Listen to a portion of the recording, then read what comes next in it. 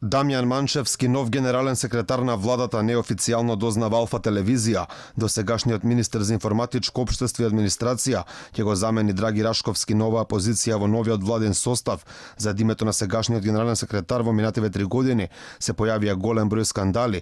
Најгласно во јавност одек на аудиобомбата, каде се слушаше како Рашковски договара тендер за набавка на радарска опрема во МНАФ.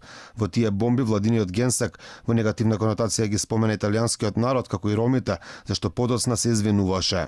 До небо извинување пред се кон Италија, кои што се наши огромни пријатели, уште еднаш извинување кон ромската заедница. И покрај барањата за оставка од јавноста, Рашковски не се реши да направи таков потек, а во негова одбрана застани неговиот шеф Зоран Заев. Тој дури им порача на новинарите дека не може да го прават салата генералниот секретар.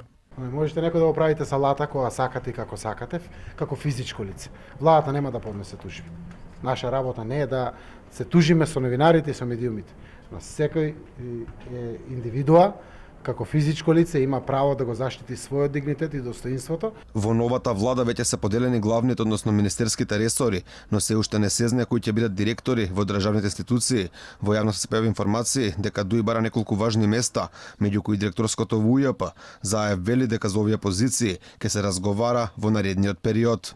Верувам дека во текот на септември овие одлуки ќе се носат, за најдосна на почетокот на октомври да бидат донесени. Според неофицијални информации кои се појавија во јавноста, функција ќе добие и премиерскиот кандидат на ДУИ, како што објавија неколку медиуми на албански јазик. Насер Зибери би требало да биде назначен на позицијата народен правобранител на местото на Иџат Мемети, чиј мандат истекува во декември годинава.